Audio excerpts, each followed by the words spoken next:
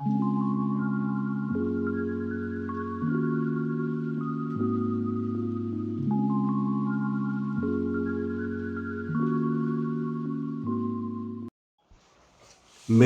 होगी या नहीं होगी, मैरिज के बहुत ही आसान, शुद्ध और बहुत ही सरल तरीके आपके युवा वर्ग की यह जिज्ञासा रहती है कि हमारी शादी होगी भी या नहीं होगी, या अधिकतर माता पिता जिसका विवाह विलम्ब हो जाता है, बच्चे हैं और जिनकी संतान के विवाह नहीं हो पाते हैं, तो आगे क्या संभावना है इनके विवाह की, यह प्रश्न हमारे पास आते हैं, यानी ज्योतिषियों के पास जाते हैं कि हमारे लड़के का विवाह की संभावना भी है या नहीं, उम्र निकली जा रही है।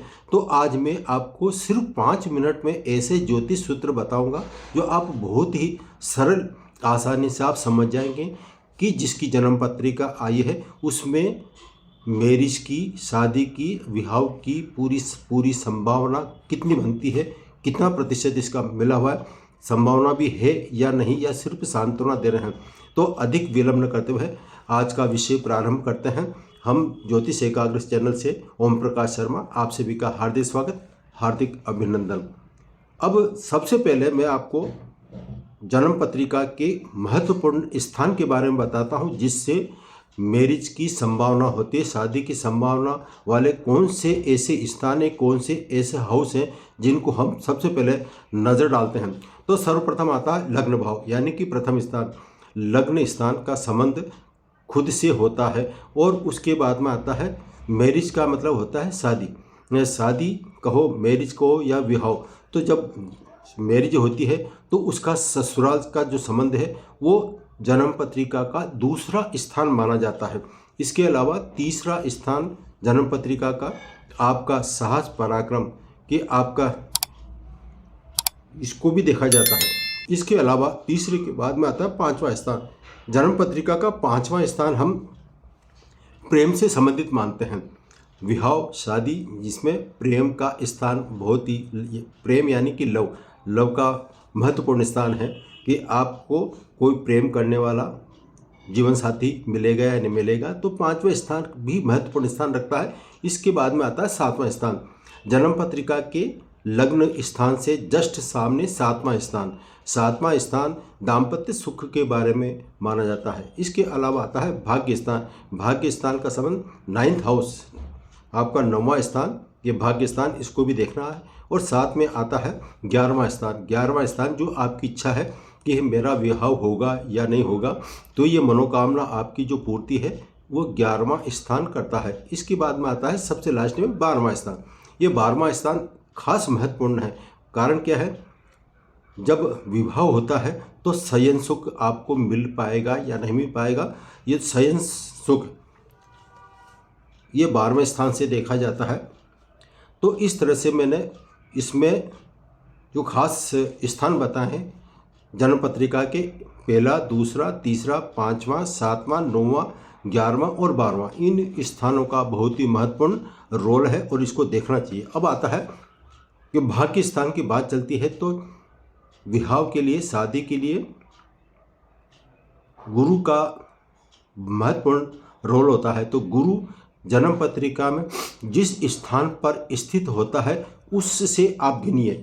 जहाँ गुरु, जैसे 5वें स्थान पर गुरु बैठा हुआ है तो 5 से दूसरे स्थान होता है छठा, यानी कि जहाँ गुरु स्थित है वहाँ से दूसरे स्थान पे या फिर पहले स्थान पर गुरु के साथ में शुक्र कहाँ बैठा हुआ है ये देखना पड़ता है। तो गुरु से पहला स्थान, दूसरा, तीसरा, पांचवा, सातवां, 9वां, 11वां और 12वां, इनमें से किसी एक स्थान पर शुक्र क्यों माना है? शुक्र एक पत्नी कारक होता है।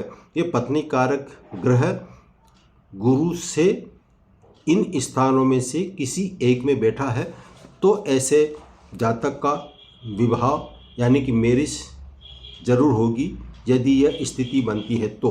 अब दूसरा आता है स्वयं का मतलब होता है लग्न। लग्न भाव का स्वामी और सप्तम भाव का स्वामी। जहाँ लग्न भाव का स्वामी जन्म पत्रिका में स्थित हो, जन्म पत्रिका के 12 स्थान किसी में भी लग्न भाव का स्वामी स्थित है और उससे हम गिनने पर पहला स्थान, दूसरा, तीसरा, पांचवा, सातवां, 9वां, 11वां और 12वां, इनमें से किसी भी एक स्थान पर लग्न भाव का स्वामी और सप्तम भाव का स्वामी बैठा हो तो ऐसे में विवाह के चांस 100% बनते हैं।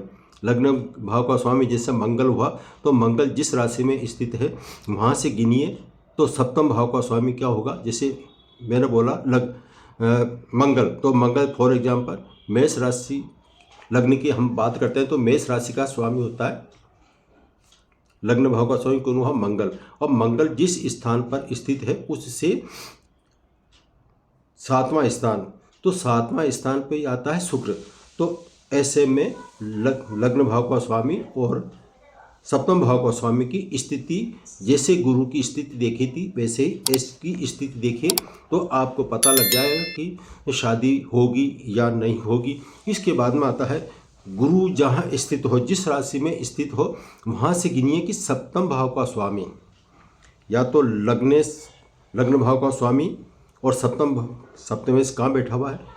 तीसरा पॉइंट जो महत्वपूर्ण है, 2 पॉइंट मिल गए। यदि आप में देखते हैं कि इसमें कोई स्थिति नहीं बन रही है तो फिर लास्ट में देखिए गुरु जिस जगह बैठा हुआ है और उससे सप्तम भाव का स्वामी किस स्थान पर बैठा हुआ है, वही नियम वही लागू होगा। पहला स्थान यानी कि लग्न के साथ गुरु के साथ बैठा हो, या फिर दूसरा स्थान, तीसरा स्थान, 5वां, 7वां, 9वां, 11वां और 12वां, इनमें से किसी एक में भी यदि सप्तम भाव का स्वामी बैठा है तो आपका विवाह निश्चित होगा। तो ये 3 सूत्र हैं। 3 सूत्र यदि पूरे इसमें लागू होते हैं तो 100% संभावना बनती है कि देर सवेर ऐसे लड़के का विवाह जरूर होगा। ये जो मैंने आपको सूत्र दिया है यह मेल चार्ट के लिए, फीमेल के लिए नहीं है, थोड़ा ध्यान रखें। अब उदाहरण सहित मैं बताता हूँ। जैसे वृश्चिक लग्न की हम जन्म की पत्रिका की बात करते हैं तो वृश्चिक लग्न का स्वामी कौन होगा, मंगल। अब ये वृश्चिक लग्न के हिसाब से मंगल यदि 9th हाउस में, यानी कि लग्न भाव का स्वामी मंगल कहाँ बैठा है, 9th हाउस में, वहाँ 4 ही लिखा होगा तो वहाँ पर गुरु स्थित हो और मंगल स्थित हो तो ऐसे में देखिए अब आप चमत्कार, लग्नेश यानी लग्न भाव का स्वामी और लग्न से जस्ट सामने आता है 7वां स्थान, तो उसका हुआ शुक्र। तो शुक्र जो है वो लग्न भाव के स्थान के स्वामी से और 7वें स्थान के स्वामी किस जगह बैठा हुआ है।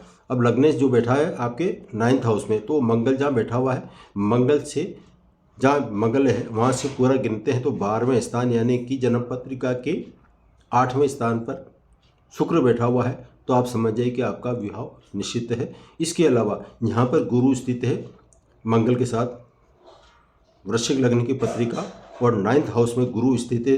तो अब गुरु से गिनिए शुक्र कहाँ स्थित है, तो शुक्र जो पत्नी कारक ग्रह है वो कहाँ बैठा हुआ है, जन्म पत्रिका के 12वें स्थान पे, और गुरु जहाँ 9th हाउस में बैठा वहाँ से गिरते हैं तो कितना आता है, वही 8वें स्थान पे। तो इस तरह से जो स्थान पे बैठा है गुरु जहाँ बैठा हुआ है 9th हाउस में, अब वहाँ से गिनते तो 12वें स्थान यानी कि जन्म वृश्चिक लग्न की जन्म पत्रिका के अनुसार 8वां स्थान आएगा। इसमें जो गुरु से 12वां स्थान पर शुक्र बैठा हुआ है तो ये ऐसे जातक का विवाह निश्चित होगा। आज का विषय इतना ही। अब आपको यह वीडियो अच्छा लगा है तो प्लीज़ लाइक करना न भूलें, ये आत्मनिवेदन है। और यदि आप मेरे इस चैनल में नए हैं तो प्लीज़ आज तक आपने यदि सब्सक्राइब नहीं किया है तो प्लीज़ सब्सक्राइब कीजिए, और यह पसंद आए तो आपके परिजनों को, मित्रों को भी ये शेयर कीजिए। सभी को जय श्री कृष्णा। फिर मिलेंगे नए विषय और नए सब्जेक्ट के साथ।